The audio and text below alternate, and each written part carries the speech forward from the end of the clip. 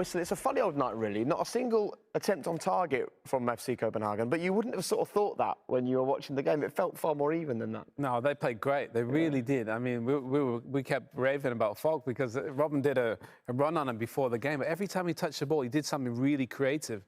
It's a shame he didn't have anybody to feed in the box. I mean, United got Rashford, Greenwood, in Martial. He didn't really have anybody to link up with. But I thought they played really well. Just nothing to show for it.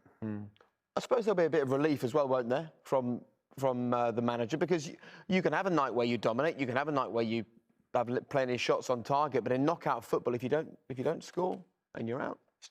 Tricky. It's very tricky, especially in the first half.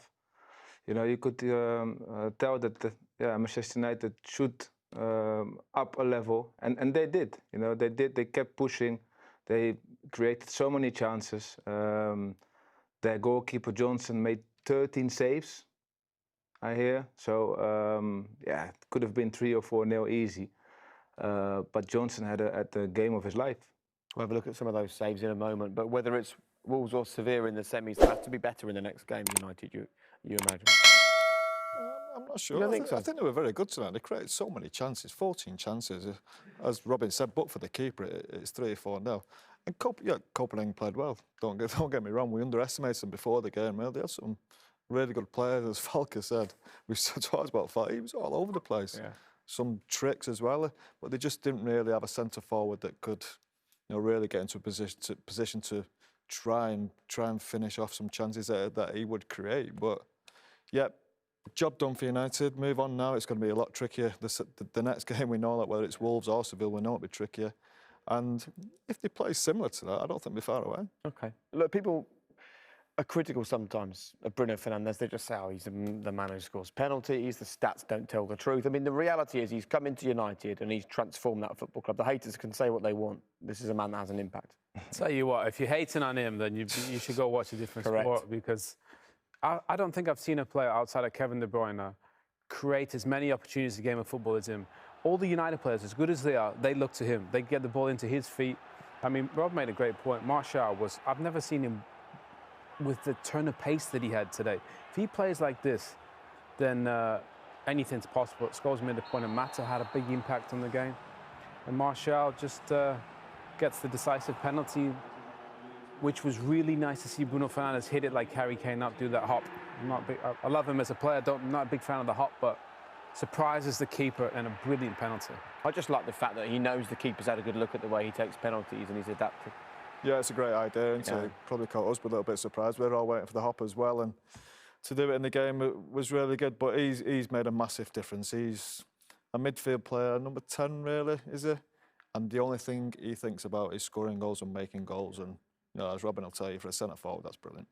No, Robin, few goalkeepers got the better of you over the years, but this evening we have to make mention of the goalkeeper for Copenhagen. I mean, as you've said, it's a record, 13 saves. No one ever in the history of the Europa League has managed as many as that on a night. Paul and Owen were laughing, saying he's got himself a move somewhere.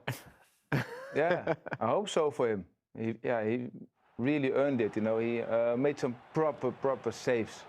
Not just balls going towards him, but he really went for them. He put his body in the line. He actually really went for great saves. The save for Martial in a bit, this one here, that's an unbelievable save with one hand. Here, this feet work, very good. It's like, I think this is his best game of his life. It must be. I think that save from Martial is the best one. Anthony Martial creates that position for himself so many times and normally finishes it. That's a good one. This one's offside though, isn't it? Marcus should show a little bit more composure there. He just blasted it and it's hit him. Left hand. And also some great saves with his hands, with his feet, everything. Yeah. Come on. Well, it's not his way. He would just feel invincible, wouldn't he? Yeah, you know what? He probably did. And probably was the only thing that was going to beat him was a one from the penalty spot, but they absolutely peppered his goal. And he stood up to every challenge. You got to take your hat off to him. He was unbelievable. Look, Robin, as a man who plied his trade in scoring goals, does it bother you that it took United 14 attempts to get the goal this evening, or is that just a testament to the goalkeeper, and on another night United may have had 4 or 5? No, I actually think that Manchester United did it clever. They started slow, and you could ask questions after the first half, like, okay, are they picking up or not? But if you look at it, if you look back at it now, they started slow in the first half, and they just built the game up, and they created so many chances in 120 minutes. So overall, I think that they did really clever tonight. I know you're keen to talk about Anthony Martial. I like him. I've always liked him. I thought, you know, is he a number 9? Is he a wide player? He's turned himself into a number 9 at every game I watch, more and more. So I think when he squares a player up and gets to run at him, I think he's unstoppable. I don't see how you stop it. If a defender commits himself, he's going to give fouls away. Again, he's great dribbling, and he's normally a brilliant finisher. Tonight, the finishing just wasn't quite there. At the end, there's so many brilliant bits of play he produced.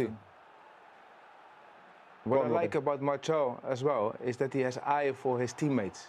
You know, he's not only playing for himself. You know, he knows when to attack and go for it himself. But he always has an eye for his teammates, and that's what makes him, in my opinion, sets him apart from the very good players. That's why I think that he's a world-class player, because he has it all. He can provide, he can give assists, he dribbles, he's fast, but he always has a very good awareness of what is happening around him. Yes, but sorry, I just think he's only started showing that lately. That's why I always wondered, is he a wide player as a number 9? But I think now he's brought the all-round game to him, and he's got everything. He can beat him and he can score goals. He's got everything that you'd want in a great centre-forward. Everybody has a strong opinion on Anthony Martial, but all the players that have played know there's a really special player in there. But at times it looked like he could invest more in the game. Today, you could see, wow, I mean, he's a Ferrari, isn't he? Yeah, honestly, he was struggling under Mourinho, right? Yeah, I think we just wanted to see him work more and run more. And today, Robin's right. He just looked like he looked like £100 million player the way he played. And I know the goal wasn't there, but overall his performance was brilliant. OK, right, we're going to take a quick break. When we come back, we're going to hear from Ole Gunnar Solskjaer. We also show you the action from what happened in the Inter game.